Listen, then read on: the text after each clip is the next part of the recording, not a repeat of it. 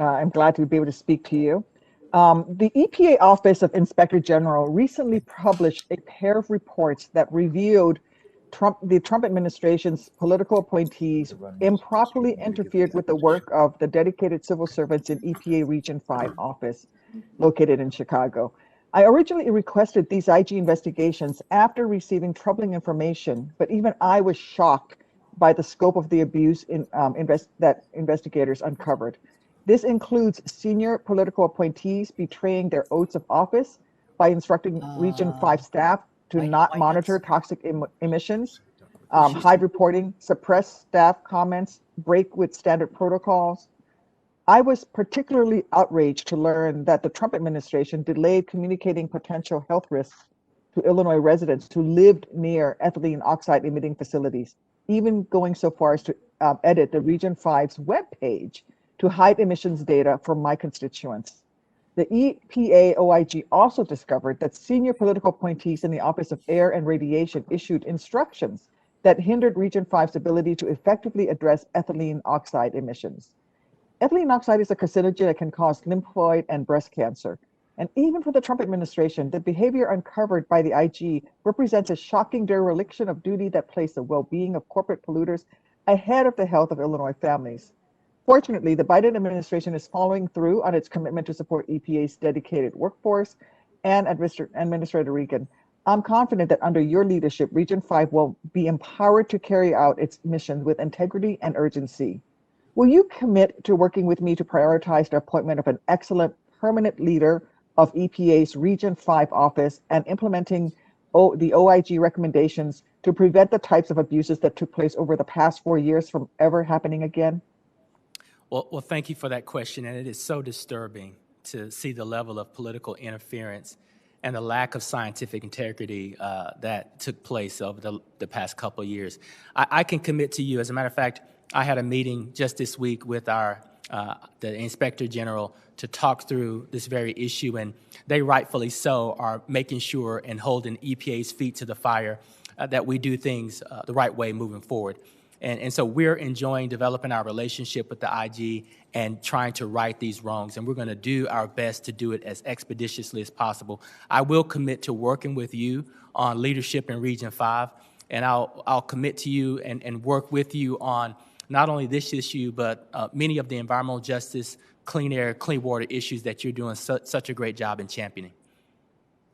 Thank you. And now that I'm looking forward to that. And I do want to touch on the environmental justice issue.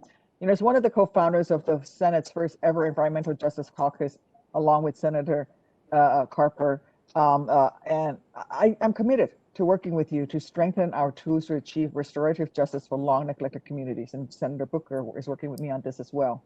I think critical in this effort to enhance environmental justice is to make sure we enhance our environmental justice mapping capabilities so that EPA is able to integrate nationally consistent data and environmental and demographic indicators in maps and reports. Such a comprehensive database will inform and improve development decisions, grant awards, community awareness, all of that. Do you agree with me that our efforts to build back better would be dramatically enhanced with the help of an effective, accurate, and continuously updated federal environmental justice screening tool? And will you work with me to achieve this goal in the coming months? We absolutely believe that with more data, we can have better performance.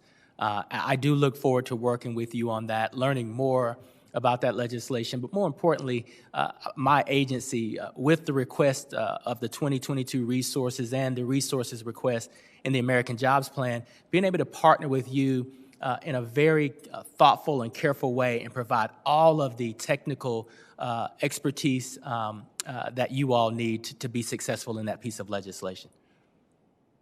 Thank you. And just to close, I only have a little bit of time left. Could you explain how passing the Drinking Water and Wastewater Infrastructure Act, along with implementing the American Jobs Plan, would put our nation on a critical path towards eliminating lead service lines and upgrading vital sewage systems across the nation? Absolutely. These are critical investments. EPA's estimate is this country has about $743 billion worth of wastewater and infrastructure needs as it relates to water quality. We know that lead is not only harmful to everyone, but significantly harmful to our children, reducing IQ, ability to pay attention, and other serious issues.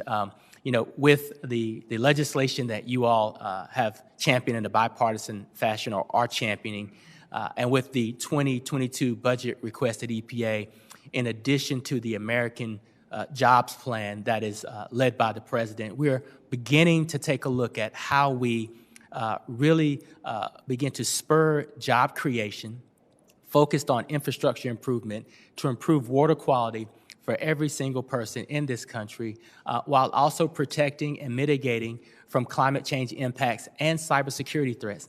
There are so many wins in this equation, I cannot see why we would not pursue it in the fashion that we are collectively. Thank you so much, Mr. Administrator. I yield back, Mr. Chairman. Thank you. There's nothing to yield back. Oh. All I right. went over time, I'm sorry. Senator Capito, that's okay. That's all right. That's okay. Senator Capito, what do you think we should let go next? Senator Whitehouse?